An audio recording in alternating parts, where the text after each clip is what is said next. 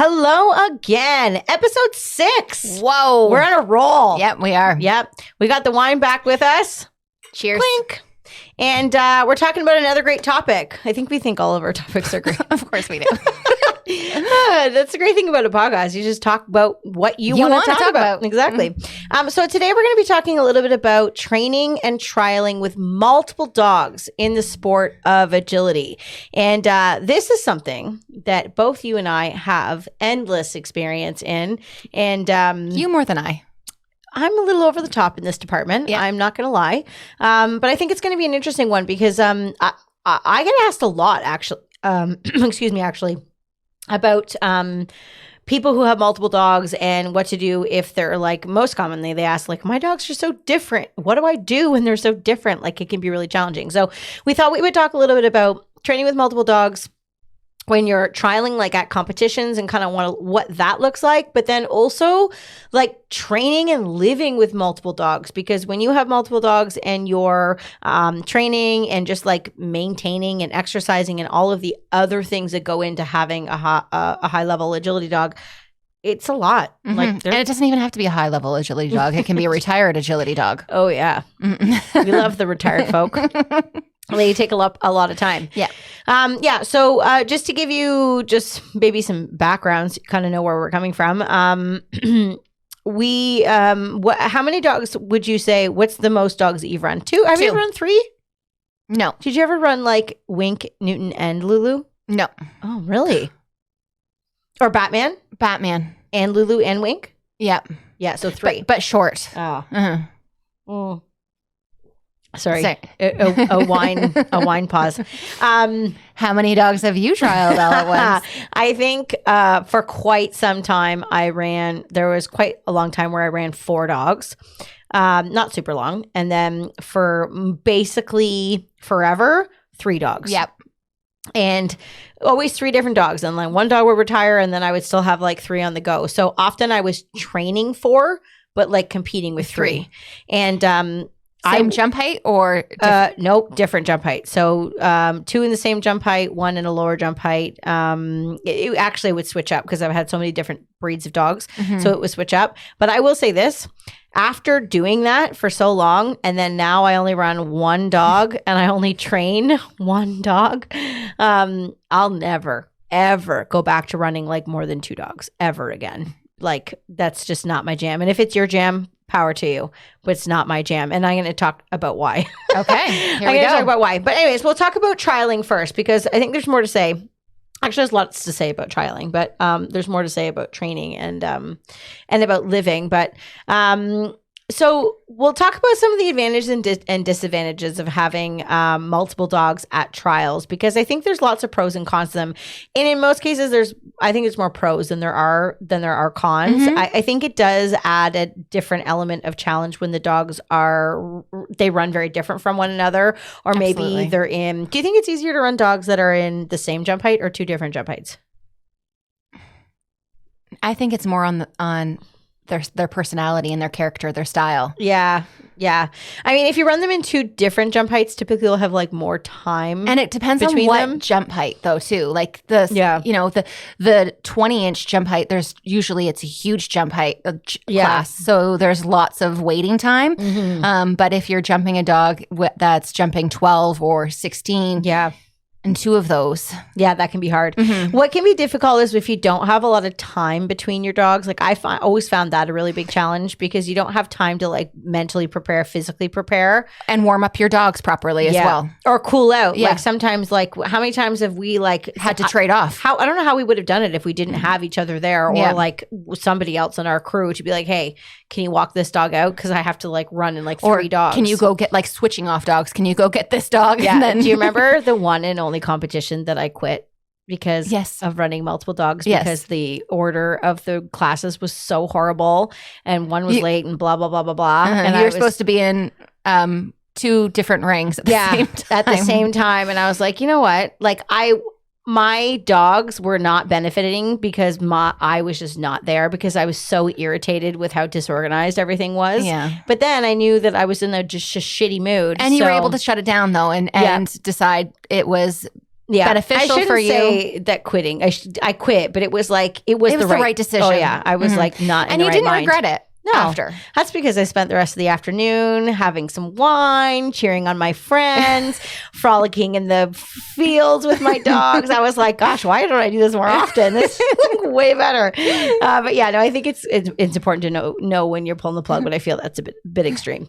But anyways, let's talk a little bit about the advantage of running multiple dogs, because there is a ton of advantages. Mm-hmm. What are some of the things you see?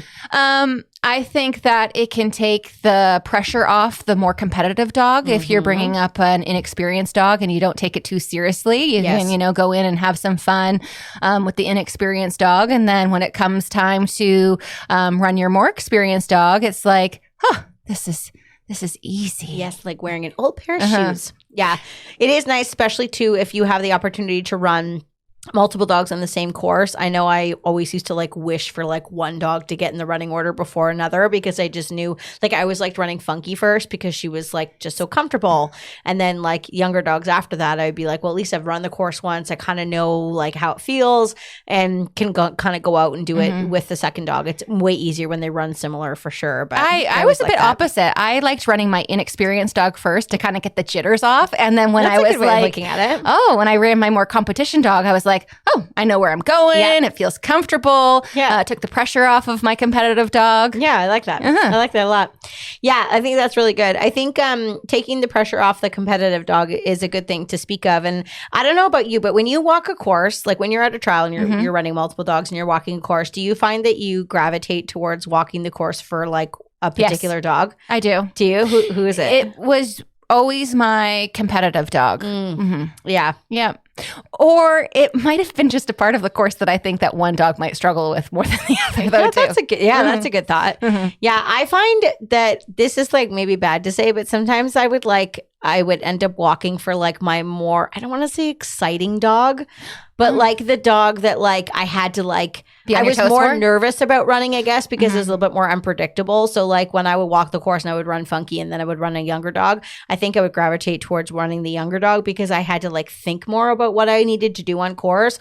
Where Fun, I just found like I kind of just knew, like it was just more comfortable. And this was obviously later in our career together to begin with. But I find sometimes, or like I would like start walking the course with one dog in my mind. And then like halfway through I would switch and I'd be like, wait a second. No, this is not where I would ever be standing if I was running this dog. So I was actually talking about this in my online agility course the other day. We had a live stream and we were talking about different things, and somebody had asked about running multiple dogs. And I had said that like one thing that I would have to consciously do is I would like step out and be like, okay, I'm walking the course with like this dog in mind. And I would have to stay focused on that through the entire walkthrough, like making sure my timing was right, or like would I run into the pocket with this dog or not with this dog, or does this dog have a running contact and this dog doesn't, like, it's because it changes. And then I would circle back and start the course again and be like, okay, now I'm walking for this dog. And that was really, really helpful. Actually, now that I'm thinking about it, I remember doing that with you and some of our other people as well, where like you would be walking and I'd be like, Jame, are you walking for like this dog or this dog? And then you'd be like, this dog. And I'd be like, you're not there. Yeah. I don't think you'd be there with that dog. And then anyways, you'd be like, okay, watch me do it now. I was like a kid and a mom, like with like, when your kids are like at sports classes, you're like, look at me. What? Mom, watch me do this. That's how we were. It was ridiculous. I remember the days of trialing.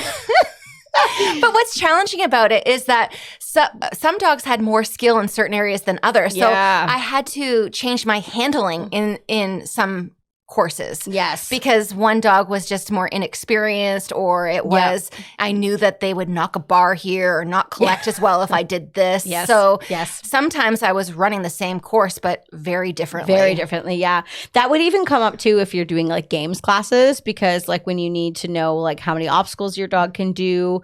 Like I remember running like walking Gamble's courses for the big dogs and then walking Gamble's courses for the littles. Yes. And how many you had to change this. Like, and cut out obstacles, because it's just wasn't the same. Yeah. But that all takes experience and time. And I think some of the preparation things that we did anyways ahead of time is we were pretty confident about like how many obstacles our dogs could do per second, for example. So if we were trying to give ourselves a baseline for like games classes, we would have a pretty good idea of what those numbers would be and going in. And I think that was really helpful for like designing courses.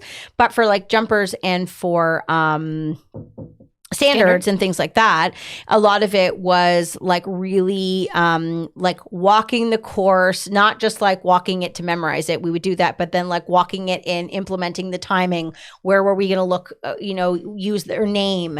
When were we going to give a collection cue? We would actually rehearse those things like to a T. We're actually going to do another podcast in the future on our list of things that we want to do about like course walking, because we could literally talk about course walking for an entire podcast. But there are certain things that we would do to make sure that we would internalize the timing so that we could kind of practice it a little bit. Hence why sometimes we would say like, you must be walking for this dog, because we could tell based on body language or when we were giving out cues or whatever, even though the dog wasn't even in the ring. And I think that's really cool because it really makes you appreciate the differences between the dogs, but then also how you need to mentally get where you need. You have to shift. Yeah. And I think that I love the next tip, which is like mentally are you able to focus on multiple dogs in a day. So, there is a lot of mental focus that goes into running multiple dogs and then being able to like switch to what your dogs need. So a few podcasts ago, we talked a little bit about like high drive dogs. And in a portion of it, we spoke a lot about like pregame, like what to do before you go setup. Before you go into the ring.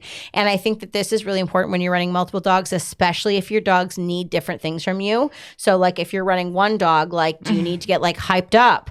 And, were you just sitting in your lawn chair for like 3 hours? And now like, remember we would have to run the border staffies and we'd have to be like, okay, like, whoa, let's get crazy, because like you had to be there. And then we would run and then the when you run more dogs, you mentally, you get more tired. Oh, yes. I do not. That's the thing that I don't miss. Like this is the first time There's ever. not as much downtime. No. And you have to be on and on and on. Like I remember running all of those dogs and I would be running anywhere from like 25, sometimes like 35, 40 runs in a day. If I just was crazy and I entered all 4 dogs and like all of I would never do that now. Like I cap out at about like 4 runs. Like when we do UKI and there's like 6 runs in a day, I'm like, oh, really? Do we have to do that? Like it's just too much. It is a lot. I don't know why. I don't know why I'm worse at it now. Maybe it's just because I say I'm worse and then like you are what you say. But having that many runs in a day and like having to like be present, it is a real challenge, and you have to figure out how to make that work for you. For me, I don't know like what I think you and I are probably very similar in everything that we do. But for me, I found it much easier to like literally turn off between runs and not think about it. So like once I was like done that, boom, boom, boom, put it away, check out, be social. And then like I needed a certain amount of time to like get back in the flow. But I have a hard time like lasting all day if I'm thinking about what I'm doing all day. Yep. And I know other people are different than that. But for me, I have to veg out a little bit in order to like then be able to turn it back on. But I can't turn it back on a million times in a day. There are certain times where I go to turn back on and it is just not there anymore. Yeah. Which is what happened at that one trial. I was like, I'm done. Like I can't do it. Yeah. But do you do the same? Yeah, I do. But if I'm running one dog, what I initially struggled with running multiple dogs is they ran so differently. Yeah, they did. So I was running, if I ran with Wink, I'm running into everything. I'm running like a wild woman, screaming at every obstacle, saying it. Yes. And then I ran Grin and did the same thing, and it was not good. No. I dropped lots of bars. It was very chaotic. She does not need that. I needed to be calm. So mentally, before I go in, I had to shift gears, where I had to be hyped up to run Wink and, kind of be into it. And I had to get her into it. And then when I ran Grin, mentally, I had to be zen. Yeah. So I think that's where like developing like the different types of routines for your dogs can help you to get into that proper mental place because of, maybe the exercises that you do before you go in or whatever it is that can help you like find wherever you need to be for that dog. Yeah, exactly. Yeah, that can be a challenge as well. I think the other thing that can be a challenge when you run multiple dogs, and I know it took me years to figure this out, is recovering after like you run your first dog and it doesn't go well. And then you have your next dog and like 10 or 12 dogs and being able to like set that shit run aside and be like, okay, like I can't let that affect me for my next dog because maybe the next dog is the more competitive dog and like they've just or had they need 3 more cons. from you mentally. Yeah, exactly. That was a big challenge. I do think, though, that running multiple dogs made me learn that faster because if you didn't figure it out, then the second dog would just have a crappy run too. And then your next run would be bad. Your next one would be bad. Snowball. Because you're just focusing on the negative. You really do need to learn to say like, okay, I'm going to have my like woe is me moment and I'm so disappointed about this. But put it away. Yeah. Should we talk about the bitter barn? Oh, the bitter barn. This is a good, we'll have to talk about the bitter barn more than once if we do like. I think we did bring it up once already. So the bitter barn is this thing that Jme and I developed years and years ago where we're allowed to go to wherever we decide the bitter barn is. It could be like in our tent. It could be in our car. And you go without your dog. So no dogs allowed. And you're allowed to go and you're allowed to be as disappointed and as angry and upset as you possibly want for like an allotted time. And then the moment you exit the bitter barn, it's done. Over and you're not allowed to speak of it again. And it is important that your dog doesn't go because they can't see you like that. No. And that you have a friend to tell you to go to the barn and take your dog. Can I have your dog? Do you need to go to the barn? Yes, I need to go to the barn. Yeah, but it was because like that though, naming it also kind of took the pressure off. It made it funny. Of the disappointment. Yes. Yes. And that was really important for running multiple dogs because like we're both super competitive, which is why we're great at agility. And that's awesome. So when something doesn't go well, it's not a bad thing that we were that disappointed. No. But what's bad is when you let it carry over. Yeah, and it reflects to your dog or it reflects to the people around you or whatever it might be. And that's not because fair. That mood could also affect your friends and the people that you're trialing with too. We need to write that down. Oh, yeah. That's a really good podcast thing too. Like dynamics of people at a trial or whatever. Like that's a whole other thing. But yeah, no, the bitter barn. The bitter barn's great. And it's been very helpful over the years for being able to pick yourself up and then showing up properly for your next dog for sure. But that's definitely a challenge. And then I think we kind of talked about this as well, but like course walking and running the dogs and being able to make different choices depending on the dog that you're running. And then with that also comes expectation. So being realistic about the different expectations that you have for different dogs, because it could be that one's a lot older and more experienced than the other dog. Or maybe you have 2 dogs that are a similar age, but one's got different training or just has better ability or whatever the reason is. You do need to be able to make sure that you're not putting unrealistic expectations on dogs and then them falling short and then you being disappointed or whatever it might be. I know speaking from personal experiences, I had dogs years ago. I had a border collie named Slice who was an exceptional dog in every way, probably the greatest dog I've ever owned in my life. She was amazing. And so she had a lot of success. And then when I got Funky, and I mentioned this in another podcast, I had all of these big dreams, these big aspirations for her. And I was like, she's going to be like my next amazing dog. And then we had struggled and it wasn't like really working out that way. And I just remember being so disappointed that like, it just things weren't going the way that I had envisioned it going. Which and probably prevented you from moving forward. It absolutely did because the moment I pulled my head out of my ass and was like, okay, like this is the dog that I have. Like, what are you going to do about it? Like, how are you going to fix this? And I separated the dogs and I focused. Kate Slice did her thing. She's great. She's wonderful. Woohoo, great. And then Funky was like, hey, this is what she needs from me. This is what she needs. This is how I need to be for her. And once I was able to like not really worry about like the outcome, then things just started coming together. But yeah, I think that for me, that was like the hardest flip-flop between 2 dogs. Or also then running like really small dogs. That was also challenging because they're just like completely different. Yeah. Well, I had 2 small dogs in the smallest jump height class. Yes. And sometimes I was running like back to back and they give you like some time to kind of rest and recoup. Get the oxygen tank out. But it's exhausting and it's challenging because you're like running to get one dog and putting another dog away. That switch over was tough for sure. Yeah. So I do think that there's lots of advantages of running multiple dogs at trials. I think that I think it'll be fun one day to have multiple dogs and not just because I think sometimes with one, like I only run one dog right now, as you do you. We're not running right now because there's absolutely no trials happening, but there is a lot of sitting around much more than I'm used to. But I think in one case, like because of coaching, I end up being busy and like interacting with people all day long. And I think that if I was running multiple dogs and being needed as a coach, I think that would probably hinder my competition, and I would have to like probably work on that a little bit more. So there's not many times where I'm like feeling bored, like twiddling my thumbs, like I have nothing to do. But I think that running 2 dogs for me personally would be like the ideal situation. Is it? Yeah. Yeah. But I like running one dog too, though. I like running one dog, and I like running one dog and then training a young dog. Yes. That's my favorite. Yeah. Yeah. I would have to agree with you. Yeah. I think right now, well, I have Euchre right now. So, but I'm not training her for agility. So I'm training her for lots of like just obedience and life stuff. So like, that's nice because I can do that while you're training your young dog.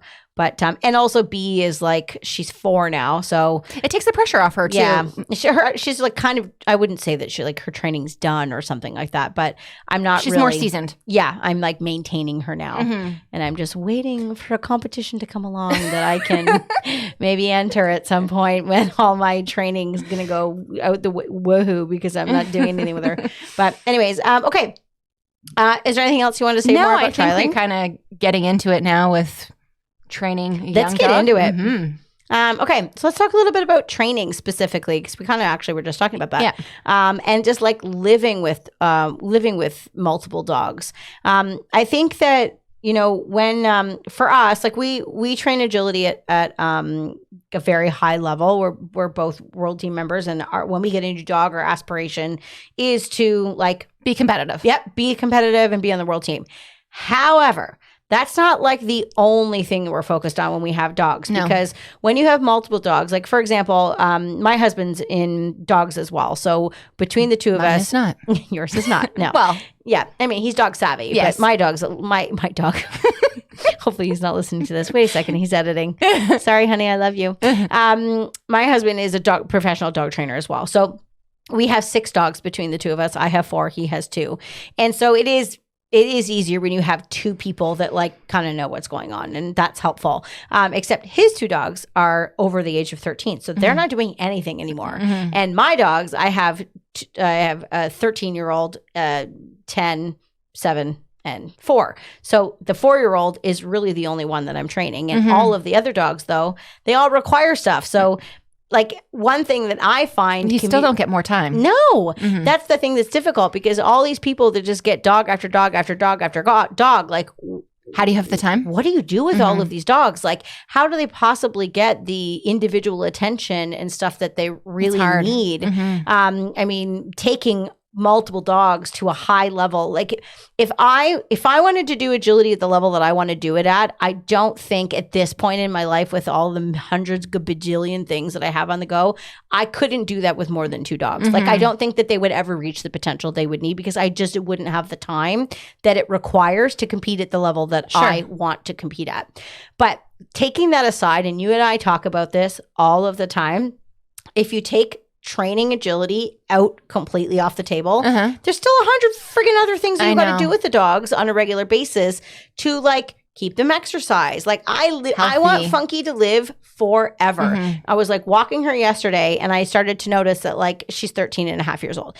I started to notice like the muscle in her back end was like, it's like not really there as much anymore. And I was like, oh my God. What can I do to make it? What can I do? Like, do I need to start doing exercises with her? Like, oh swimming. My God. She likes swimming. You know, like your mind just starts going. And now like, I'm just like totally focused on that because like you look at all of the dogs and even though you're not doing agility, their needs are different. Yeah. I'm always looking, what does their body look like? What do their teeth look like? What do their nails look like? Like it's just nonstop. Are they getting mentally stimulated enough? Are they getting affection enough? Like, it's like, I don't even have kids. Like, I can't even imagine. Like, you have kids and dogs that you have to do. But, like, there's so much that goes into it. And I'm sure we're probably on the extreme side of, like, what we do with our dogs. Like, our dogs are our family pets. But they're also, like, they have the best life They in the do. entire world for sure. But I just find when you have multiple dogs and you have It's to do more work. all of those things on top of it. And it it's doesn't so stop hard. when they retire and they're not doing agility anymore. I have a 16 and a half year old Papillon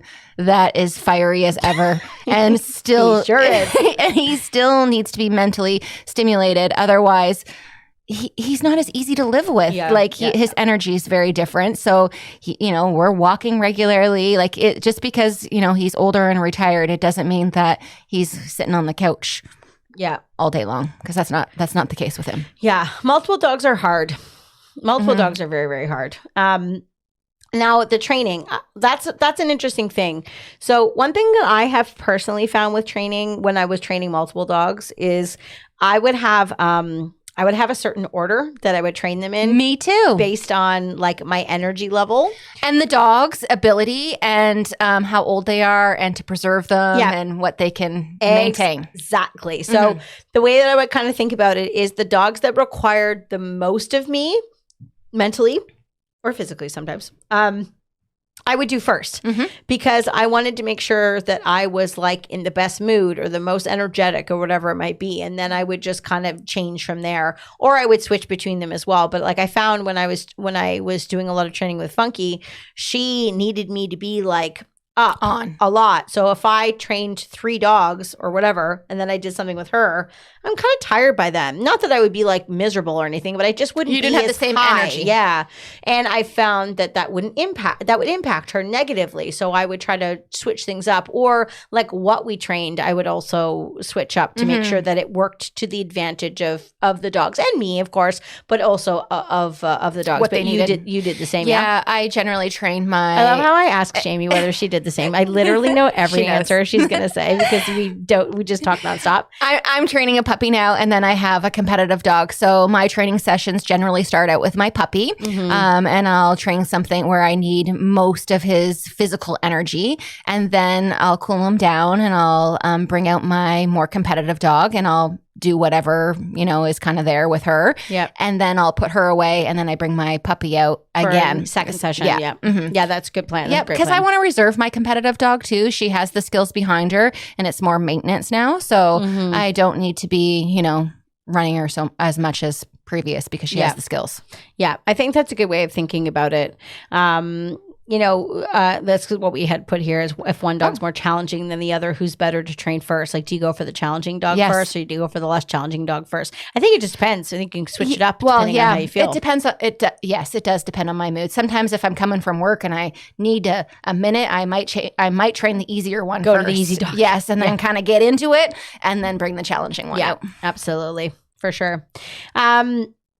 The other thing that I think is important to think about is, when you have multiple dogs, or say you have one dog and you're thinking about getting another dog, or you have a second dog and like you're training it for agility, you want to also remember that that you don't necessarily want to assume that your second dog is going to be like your first, especially if you have 2 of the same breed. You have to just make sure. And we just did a podcast 2 episodes ago, I guess it would be now, on like training young dogs. And we focused on like 6 months and under because we have lots to say about dogs of other ages, of course. But I think what happens is you really need to take the time to like learn about what that second dog is like, and then decide what things you're going to do similar, and then what things you need to change based on the new dog that you have. And we often sort of joke about like people having like the second dog syndrome. So they either just like all of their dogs make the same mistake. So whatever they do with this dog, they end up doing with the next dog because it's just kind of what they do, or they overcompensate. So they're like, okay, like I've overcompensated. I've been like, okay, this dog needs like, I want my dog to have like a better dog walk than this. So then the next dog, you like train the dog walk obsessively because you don't want to like have what you had there. But then sometimes you can like take it too far. So I think you also just need to make sure that if you do have multiple dogs, that you know the dog that you have. Yeah, and then be able to adapt and don't just assume that everything's going to be the same. No, because it's not. Because even if it's a similar breed, they're all going to bring different challenges, or things might be easier in some ways. Yeah, yeah, absolutely. Because I mean, often most people who have a second dog, it ends up being better than the last because you learn from every dog that you get. But in some cases, if people aren't able to adapt, they end up just having the same problems again because they just think, okay, well, I did it this way, so now I'm going to do that way again. I'm going to do it that way again. So you have to just make sure with dog training and agility training, but dog training in general, it's really a good idea to make sure that you're open to like change and like switching things up a little bit because that's no dog is the same. No dog is the same. And you do need to be able to grow based on what you did before. I know we have a good friend of ours that's one of our instructors as well, Steve, and he was so cute. The other day he was training his one dog to have he's training his young dog to have a running contact. And he tried training that with his older dog, like way back when. And somewhere along the way, he messed up and switched. Yeah, he had to go back to a stop contact. And so the other day he was doing something with the A-frame and I was helping him. And he was like, he's like been at the same stage for like ever. Steve, I love that I'm talking about this. I don't know if you're listening or not, but he's been at like the same stage. So, and I haven't like trained with him forever. And I was watching him and I was like, why are you still like on that step? Like, let's get going. And he's like, well, I'm kind of scared to like move forward because this is where somewhere along this time period is when like the other one went wrong. So like, I just want to like make sure that like I don't do that again. And anyway, so we talked about it and we worked through that. But it did get me thinking like that probably happens impactful to a lot of people because they're like, okay, like I don't want to mess this up. And then you end up like doing the same progression over and over and over again, worried that you're going to like make a mistake when really you have to just know that you just need to move forward and then recognize and then you have go back if you need to or more whatever. Training under your belt. Yeah. Anyways, it's sort of interesting. We have a good question here. Oh. What is the perfect number of dogs to have in your household? And to train, I guess. I don't know if that's the same question or two different questions. This is a hard question because the dogs age so differently. I know. But with smaller dogs, they last. I would say 3. I would like a retired dog, a competitive dog, and a dog in training. I think I have 4. Yeah. I have 6. Well, actually, I have 7 right now, but one's not staying. I would say 3 or 4. I think that it would be nice to have like two dogs to train. I don't think I would want to have 3 dogs to train again, like actively train. I find 2's enough. Yeah, I think 2's definitely Especially enough. when you have a puppy in the training because they just need so much more training. And I'm not just talking about agility. Yeah. Like they need more training in basic life training. Yeah. And I also think about other things like, this is so stupid, but like traveling in the car or like going camping or like going in hotels. The second the numbers start to go up, like your workload, it's just so much more to look after and care for all the dogs. Or like when we go away, like trying to find like someone to watch the dogs. Yeah. It's a lot. And you have to just sort of work around those things. But I would say 3 or 4 for me, being a professional dog trainer who gets to take my dogs to work with me every single day. I think that would be good. If I wasn't in that case, I think I would only want 2 dogs or 3 dogs. I would love to get to 4 dogs, but I also don't want any of my dogs to die. So yeah, it's a hard thing. But I think having multiple dogs, though, it takes the pressure off of the dogs because then you're not overworking them. It's more balanced in how much time you're providing each dog. Like you're able to do that a little bit more. I also find that when you have a dog in training, for me anyway, it gives me a little bit more passion to want to train because things are so new and different and you're not sure where things are going.